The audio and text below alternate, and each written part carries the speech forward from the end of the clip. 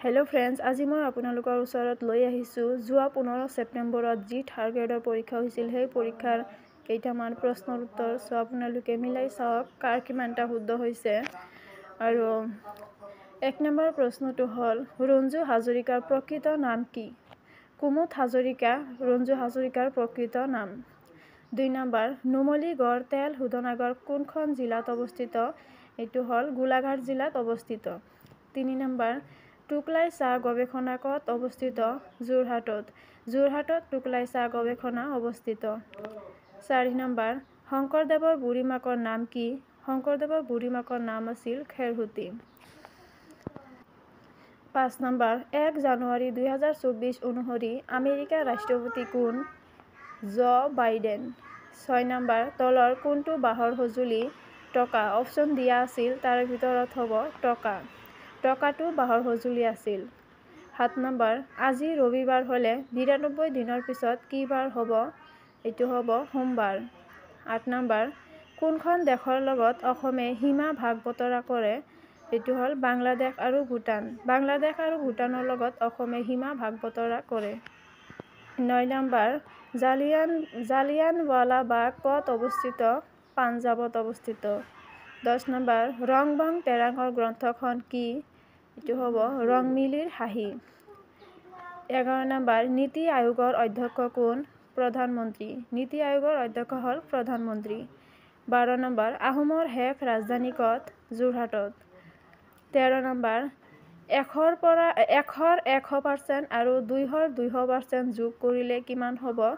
এইটো হ'ল 500। 14 নম্বৰ কোষৰ শক্তিৰ ভঁৰাল কি? মাইট্ৰকণ্ড্ৰিয়া। মাইট্ৰকণ্ড্ৰিয়া হ'ল কোষৰ শক্তিৰ ভঁৰাল। 15 নম্বৰ মিছন বসুন্ধৰা কিহৰ সৈতে জড়িত? ভূমি ৰাজহৰ সৈতে জড়িত। 16 নম্বৰ কুল্লু দশেৰা কোন ৰাজ্যত পালন কৰে? এইটো হ'ব হিমাচল প্ৰদেশত। 17 নম্বৰ নেশ্যনেল ৱাৰ মেম'ৰিয়েল ক'ত অৱস্থিত? এইটো হ'ল নতুন দিল্লীত অৱস্থিত। 18 নম্বৰ ৰূপৰ ৰাসায়নিক সংকেত কি? এইটো হ'ব Ag। 19 নম্বৰ গ্ৰীণলেণ্ড কোন মহাদেশত অৱস্থিত? ডেনমাৰ্ক। ডেনমাৰ্কত গ্ৰীণলেণ্ড মহাদেশ অৱস্থিত। 20 নম্বৰ নয়নমণি শইকীয়াৰ কি খেলৰ সৈতে জড়িত? এইটো হ'ব লন বলৰ সৈতে জড়িত। 21 নম্বৰ অলকানন্দা গীতৰ গীতিকাৰ কোন? মৈত্ৰী পাটৰ হ'ল অলকানন্দা গীতৰ গীতিকাৰ।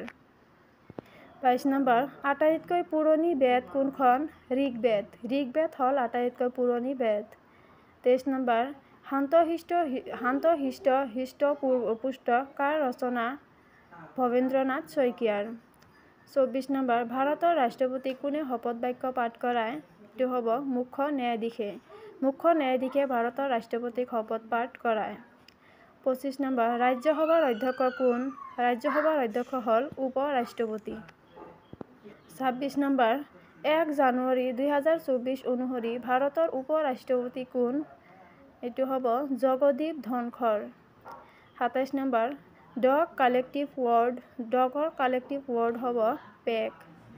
28 number which of the following means similar to elevated? এইটো হ'ব promoted. 29 number what is meant by to get the green signal? এইটো হ'ব to get permission. 30 number fill in the blank Lokesh can jump very? এইটোৰ answer হ'ব high. 31 number what is the collective noun for fish? ফিছৰ collective noun হ'ব school. 32 number does Reshma does Padma knew the directions and now they are lost? এইটোৰ answer হ'ব neither Reshma nor Padma knew the direction and now they are lost. 33 number which of the following punctuation marks is called apostrophe? এইটোৰ answer হ'ব এইটো চাই লওক। 34 number give one word substitution for a person who loots and plunders ship?